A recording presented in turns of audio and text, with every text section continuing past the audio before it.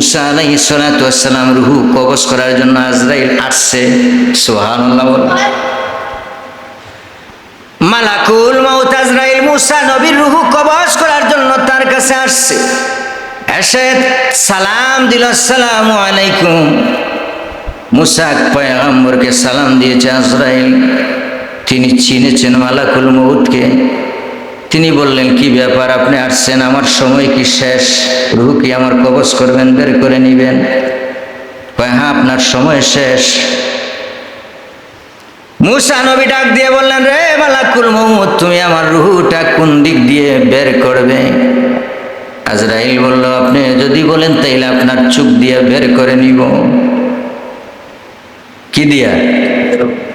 মুসা পয়গম্বর বললেন, আমার চোখ দিয়ে তুমি রূহ বাইর করবে। চোখ দিয়ে যে আমি আল্লাহ পাকের নূর দেখেছি, তুমি কিভাবে আমার চোখ দিয়ে আমার রূহটা বাইর করবে? এটা হয় না। তাইলে কোন দিক দিয়ে বাইর করব? মুসা নবীকে আজরাইল ডাক দিয়ে বলতেছে, তাইলে হাত দিয়ে, আপনার হাত দিয়ে রূহটা বের করে নেই। মুসা পয়গম্বর ডাক দিয়ে বললেন, রে মালাকুল মউত, আমি হাত দিয়ে যে আল্লাহ পাক আমার উপরে তাওরাত কিতাব নাজিল করেছেন, এই হাত দিয়ে তাওরাত ধরে ধরে আমি পাঠ করেছি।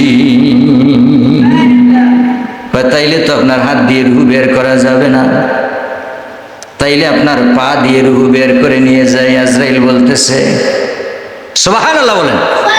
এবার মুসা পয়গম্বর ডাক দিয়ে বললেন, রে মালাকুল মউত, এই পা দিয়ে হেঁটে হেঁটে আমি তুর পাহাড়ে গিয়েছি, তুর পর্বতে গিয়েছি, যাই আমার আল্লাহর সঙ্গে আমি সব সময় কথাবার্তা বলেছি। আমার পা দিয়ে তুমি রূহ বাইর করতে পারবে না। এবার মালাকুল মউত আজরাইল বলতেছে, তাইলে তো আপনি মরবেন না, তাইলে তো আপনারে মারা যাবে না। তখন আজরাইল বলছে, যাইলে তাইলে আমার যে দিক দিয়ে খুশি, কি বলছে, আমার যে দিক দিয়ে খুশি আমি ওই দিকে আপনার রূহটা বের করে নিব। এই কথা বলতে দেরি আজরাইলকে মুসা নবী একটা ঘুষা দিয়েছেন। ঘুষা দিয়ে তার চক্ষুটা অন্ধ করে ফেলেছেন, চক্ষুটা ভিতরে ঢুকিয়ে দিয়েছে। সুবহান। আজরাইলকে চোখ ঘুষি দিয়ে তিনি ভিতরে চোখ ঢুকাই দিয়েছেন। একটা চোখ মালাকুল মউত আজরাইলের তিনি নষ্ট করে দিয়েছেন। বলুন সুবহান।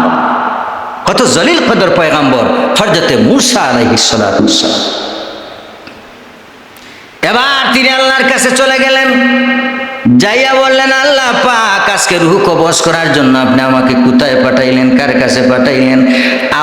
আমি তার রূহ কবজ করব দূরের কথা, সেই আমার একটা চোখ অন্ধ করে দিয়েছে, কানা করে দিয়েছে। আল্লাহ বললেন, আজরাইল রে, কি হয়েছে? আজরাইল বললেন, এই অবস্থা, এই ঘটনা।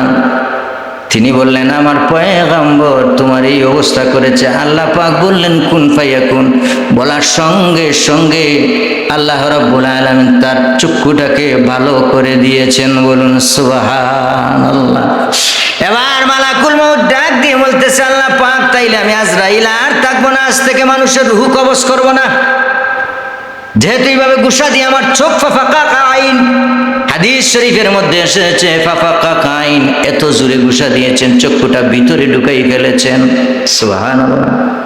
এবার মালাকুল মউত আজরাইল বলতেছে, তাইলে আমি আর আজরাইল থাকবো না, আপনি অন্য কাউকে দায়িত্ব দেন, এই দায়িত্ব আমি আর দায়িত্ব পালন করব না।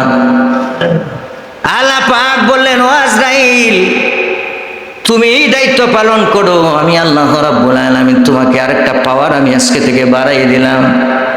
আজরাইল বলতেছে, সামনে আসতেছে সোনার বাংলা, যে মানুষের যে অবস্থা, তারা পিস্তল দেখাইব আমারে, পিস্তল দিয়ে গুলি করব, ঠিক না?